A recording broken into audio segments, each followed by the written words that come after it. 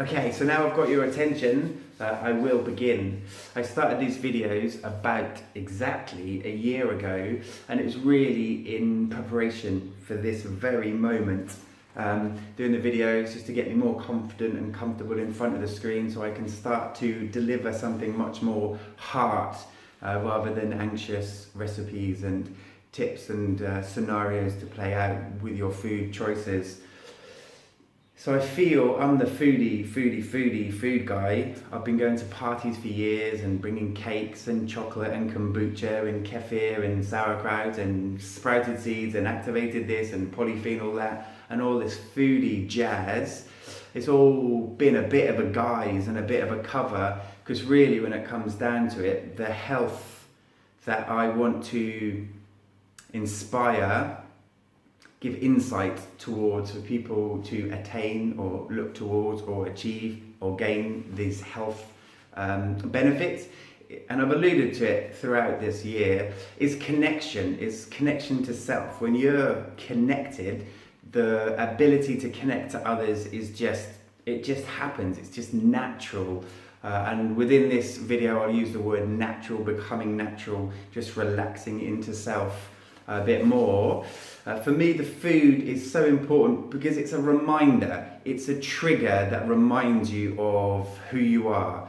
We all get caught up, and I can only speak for myself, but as a child growing up, I was very anxious, I was very nervous, I was very disconnected, and I would have to almost always make polite conversation. I hated uncomfortable silences, but I had windows, I had moments in time where I remembered who I was.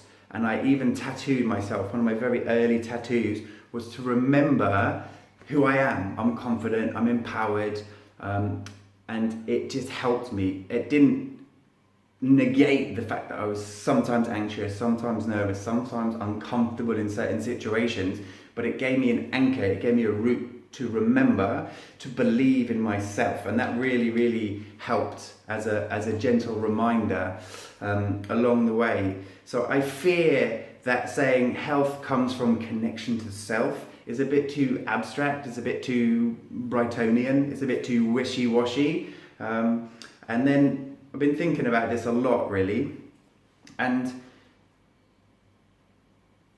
to paraphrase, it's to know yourself, to really know who you are, to know yourself. And again, can be too abstract, can be too wishy-washy, but when I say that to myself, without even too much intellectualization about it, I am Mabel's dad, I am Flo's partner, I am the son of my parents, I am co-creating my reality. All these things empower me, give me position in the universe. When I feel empowered, I make powerful, much more powerful decisions about the food choices I make, about the situations I enter into. So it's about really becoming empowered. That was someone calling to give me a birthday wish. Hold 2 seconds. That's so funny. Remember to put your phone on airplane before recording videos. But I'm going to carry on where I left off because I felt I was in a real flow and I was really enjoying where this video is going. So this cycle of forgetting and remembering who you are and your position in the universe, the position in your family, like I say, I don't want to get too abstract, is for me the pinnacle of health. And it doesn't come from having this perfect diet, because you can become so fixated, and fixated can be a real burden on health.